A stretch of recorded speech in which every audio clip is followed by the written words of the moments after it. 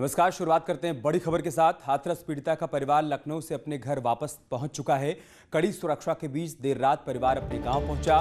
परिवार वालों की मर्जी के बगैर पीड़िता के अंतिम संस्कार को लेकर इलाहाबाद हाईकोर्ट की लखनऊ बेंच के सामने सुनवाई हुई, जिसमें पीड़िता के परिवार की भी पेशी थी। पीड़िता के परिवार ने बताया है कि हाईकोर्ट ने डीएम को कड़ी फटकार लगाई है।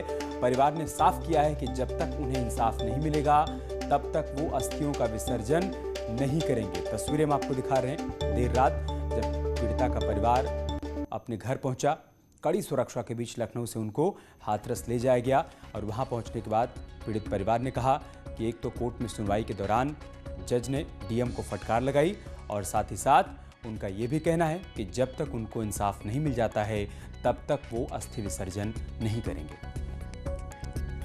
और वो बताया कि क्या कहते हमें अपनी बेटी का सब नहीं देखने दे और क्या कहते हैं, तो डीएम साहब भी क्या कहते बोल रहे कि ये तो मंजूरी कर रही थी इन लोगों से बातचीत करके। और उन्होंने ऐसा भी कहा कि अगर रात को छबड़ी जलाते तो सुबह दंगा हो सकता था। हाँ, ये भी बोल रहे थे। क्या आपको लगता है कि कोर्ट ने हाथरस प्रशासन की गलती को माना है?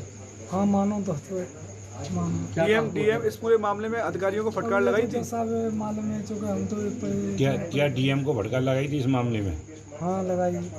हाँ, वही पूछा गया कि मतलब अंतिम संस्कार कैसे पूछे कैसे हुआ, पूछा है या नहीं पूछा। हम लोगों ने वही बताया कि मतलब पूछे थे कि आपसे पूछा था हॉस्पिटल में आपको डेड बॉडी मिली थी।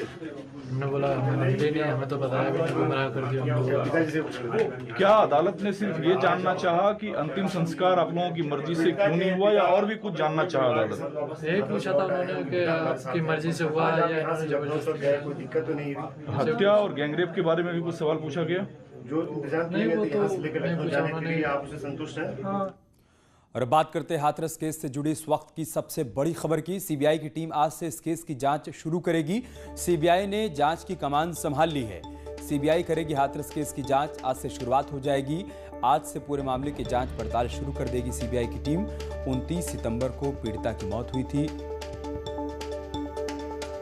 14 सितंबर को उसके साथ दरिंदगी की वारदात को अंजाम दिया गया था और अब सीबीआई की टीम आज पीड़िता के गांव जाएगी। वहां पर तमाम कड़ियों को जोड़कर जांच की प्रक्रिया शुरू की जाएगी।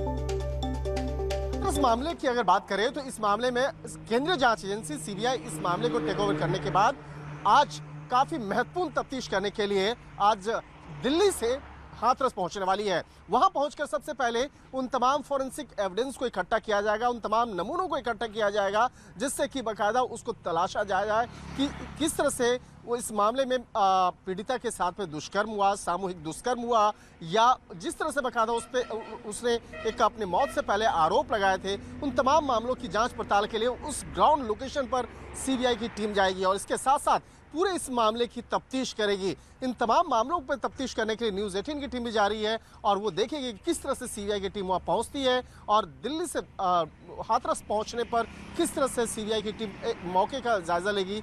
इस मामले पर एक एक पल पल की जानकारी भी आपको दिखाया जाएगा। वीडियो जर्नलिस्ट प्रकाश गुप्ता के साथ शंकर आनंद, न्यूज़ 18। तो आज सीबीआई की टीम पहुंच जाएगी हाथरस और वहां पर तमाम साक्ष्यों को इकट्ठा किया जाएगा, लोगों से पूछताछ भी की जाएगी और अब तक एसआईटी ने जो जांच की है उसी दिशा में उन्हीं तमाम पहलुओं को एक बार फिर से जांचने और परखने का काम किया जाएगा। सुमित हमारे साथ जुड़ चुके हैं हाथरस से। सुमित, क्या जानकारी, क्या अपडेट है? आज सीबीआई की टीम वहां पहुंच रही है। देखिए, लगभग जो हम बताया जा रहा है, सीबीआई की टीम आज लगभग 10 बजे के बाद पीड़िता के गांव पहुंचेगी और मामले से जुड़े घटनास्थल पर जाएगी। घटनास्थल पर सीबीआई की टीम के साथ एफएसएल की भी टीम होगी, जो इस पूरे मामले में फॉरेंसिक सीबीआई की जो एक अलग से यूनिट है एफएसएल, वो भी सीबीआई टीम के साथ होगी और वो घटनास्थल पर जाकर वहां पर जो साक्ष्य है उनको जुटाएगी। उसके बाद अपनी कार्रवाई को आगे बढ़ाएगी। सीबीआई की टीम इतवार के दिन ही जनपद हाथरस में पहुंच गई थी, जो उसकी एक छोटी यूनिट ने मामले से जुड़ी हुई केस डायरी भी अपने साथ टेक ओवर कर ली है और केस डायरी को पूरी तरह से पढ़ा जा रहा है। उसके बाद पूरे मामले में सीबीआई लगातार आज से लगभग बताया जा रहा है कि 10 बजे के बाद गांव पहुंचकर इस पूरे मामले में नया अपडेट दे सकती है। ठीक है, बहुत शुक्रिया आपका हमारे साथ जुड़ने के लिए सुमित और जानकारी हम तक पहुंचाने के लिए। और इस वक्त एक बड़ी खबर आ रही है अयोध्या से, जहां पर पुलिस के साथ मुठभेड़ हो गई है। 2 बदमाशों को गोली लगी है। अयोध्या से बड़ी खबर हम आपको बता रहे हैं। पुलिस के बदमाशों के साथ मुठभेड़ की बात सामने आई है। 2 अपहरणकर्ताओं को गोली लगी है। 2 तमंचा और कारतूस बरामद किया गया है। युवक का अपहरण किया गया था। जमीन विवाद में उसको अगवा किया गया था और पुलिस ने अपहरणकर्ताओं की घेराबंदी की तो उन्होंने पुलिस टीम पर फायरिंग कर दी। इस फायरिंग में 2 बदमाशों को गोली लगी है। पुलिस ने दोनों ही अपहरणकर्ताओं को गिरफ्तार कर लिया है और उनके पास से 2 तमंचा और कारतूस बरामद किया गया है। जमीन के विवाद में युवक का अपहरण हुआ था। उसके बाद से पुलिस अपहरणकर्ताओं की तलाश कर रही थी, जिसके बाद इनपुट के आधार पर पुलिस ने अपहरणकर्ताओं की घेराबंदी की और इसी दौरान बदमाशों ने पुलिस टीम पर फायरिंग कर दी। जवाबी फायरिंग में 2 अपहरणकर्ता गोली लगने से घायल हो गए, जिनको पुलिस ने गिरफ्तार किया है। अब उनसे पूछताछ की जा रही है। उनके साथ और कौन कौन लोग शामिल थे इस अपहरण कांड में, उसकी भी पड़ताल पुलिस की तरफ से की जा रही है। फिलहाल पुलिस ने इनके पास से 2 तमंचा और कारतूस बरामद किए हैं। जमीन विवाद में अपहरण की बात सामने आई थी। केबी शुक्ला हमारे साथ जुड़ चुके हैं अयोध्या से। केबी शुक्ला, क्या जानकारी है इस मुठभेड़ को लेकर? देखिए, ये रात में लगभग 1 बजे मुठभेड़ हुई थी। इसमें 2 अपहरणकर्ता गिरफ्तार हुए हैं। जो प्रधान का पुत्र था और जो उनका पड़ोसी था वो गिरफ्तार हुए हैं।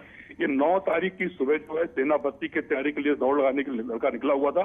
उसी समय 3 लोगों ने इसका अपहरण कर लिया था। कल देर शाम जो है सुल्तानपुर के उसकी डेड बॉडी पाई गई है।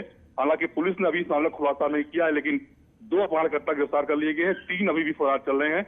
इस अपहरण को लेकर क्षेत्र में काफी जो है बवाल हुआ था, कई धरारोपण हुआ था। गांव के जो आरोपी प्रधान है उनके घर को भी जो लोग घर घेर लिए थे, वहां पे काफी आक्रोश था। हालांकि काफी प्रयास के बाद 2 अपहरणकर्ता मुठभेड़ गिरफ्तार हुए। एक सिपाही को भी जो है वो पैर में गोली लगी है। फिलहाल पुलिस इस मामले में पूरी तरह नाकाम रही है। उस युवक को नहीं बचा पाई जिसको अपहरण हुआ था, उसकी हत्या कर दी गई। तो 3 दिन बाद जो है पूरे मामले का आज पुलिस पता कर सकती है कि डेड बॉडी कहाँ कैसे गिरफ्तार मिली है। हालांकि अभी भी 3 अपहरणकर्ता फरार चल रहे हैं। ठीक है, शुक्रिया आपका हमारे साथ जुड़ने के लिए और जानकारी हम तक पहुंचाने के लिए।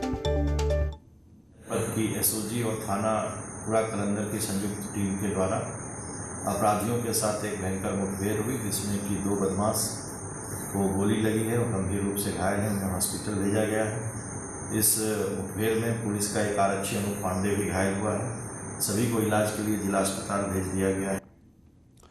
प्रदेश सरकार ने पराली जलाने पर सख्ती बरती है। सरकार के आदेश पर मुख्य सचिव ने अधिकारियों को सीधे निर्देश दिया है। उन्होंने कहा कि पराली जलाने वालों के खिलाफ सख्ती बरती जाए और लोगों को पराली जलाने से रोका जाए। इसके साथ ही गांव-गांव लोगों को जागरूक किया जाए, बताया जाए कि इससे प्रदूषण फैलता है। पोस्टर बैनर लगाए जाए और पराली हटाने की व्यवस्था भी की जाए। अगर इसके बाद भी कोई नहीं मानता है तो उस गाँव के प्रधान की जिम्मेदारी तय की जाए।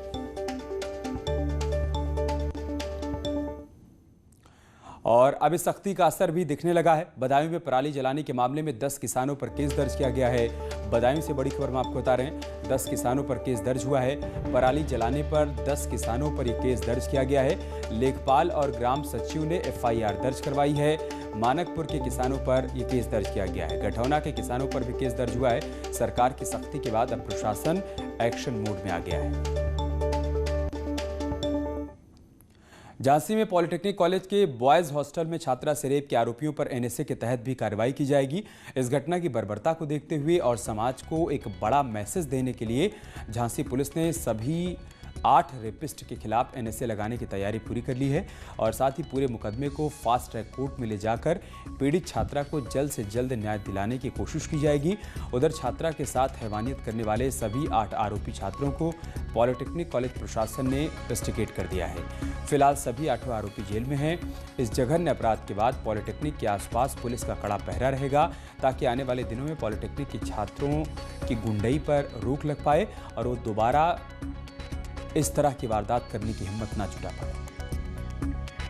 तरफ से, सरकार की तरफ से, प्रशासन की तरफ से, पुलिस की तरफ से ये मैसेज स्ट्रांगली हम लोग ये देना चाहते हैं कि ऐसे कोई दुष्कर्म किया उन लोगों के खिलाफ तो हमारी मंशा साफ सुथरा है कि उनके खिलाफ कठोर कार्रवाई करना है। तो फिर इसलिए उन लोगों को रेस्टिगेट करने हैं तो आदेश भी जारी कर दे रहे हैं और साथ में NSA की प्रोसीडिंग्स भी लागू करने के लिए आदेश भी जारी कर रहे हैं। स्टूडेंट्स इन्वॉल्व थे इस क्राइम में, वो सभी कॉलेज पॉलिटेक्निक एडमिनिस्ट्रेशन के द्वारा उनको रेस्टिगेट कर दिया गया है।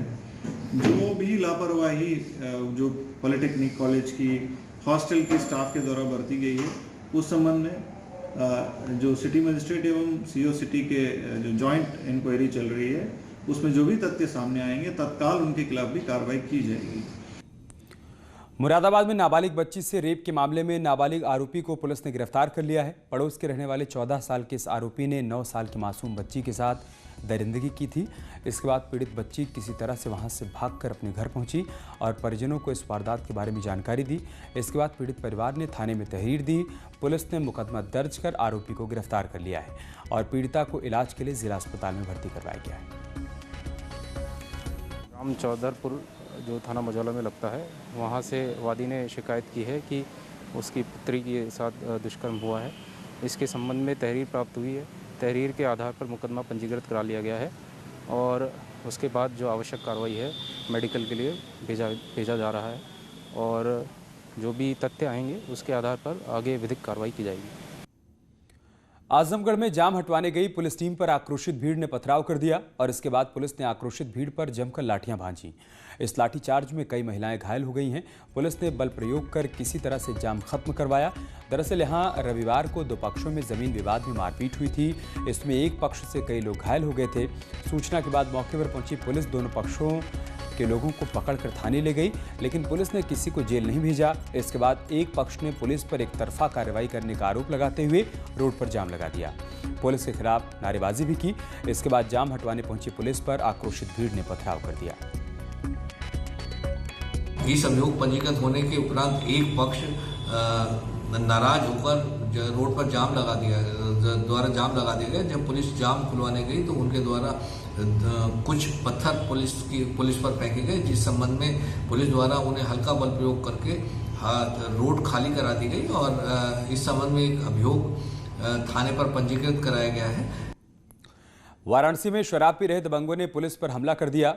चांदमारी चौकी इंचार्ज ने वाहन चेकिंग के दौरान जब शिवपुर थाना क्षेत्र में शराब पीकर गाड़ी चला रहे दो शराबियों को रोकने की कोशिश की तो पहले दोनों आपस में मारपीट करने लगे। फिर चौकी इंचार्ज के समझाने पर उसी से उलझ पड़े। उनमें से एक ने उनके मुंह पर घूंसा जड़ दिया। पुलिस ने दोनों को हिरासत में लिया। फतेहपुर में चाय पीने से एक ही परिवार के 6 लोग बीमार हो गए। पेट में तेज दर्द और उल्टी से सभी की हालत बिगड़ने लगी। आनन फानन में सभी को इलाज के लिए जिला अस्पताल में भर्ती करवाया गया। जिले के गाजीपुर कस्बे की यह घटना है। इन लोगों ने अपने घर में बनी चाय पी थी। जिला अस्पताल के डॉक्टर के मुताबिक फूड पॉइजनिंग के चलते सभी लोग बीमार हुए। प्राथमिक इलाज के बाद सभी खतरे से बाहर हैं। गए हम लोग चाय पीने के मतलब धान कर रहे थे, जंगल जाने की तैयारी बनी। जैसे जंगल गए तो पेट में दर्द, सब लोग की दिक्कत हुई। हाँ, चक्कर आ रहा। घर ही पे चाय पिए थे। एक ही घर के 6 सदस्य चाय पीने के बाद थोड़ी सी उनको सुस्ती और ड्रॉजीनेस है, इसलिए जो है इमरजेंसी में उनका प्राथमिक उपचार किया जा रहा है, उनको भर्ती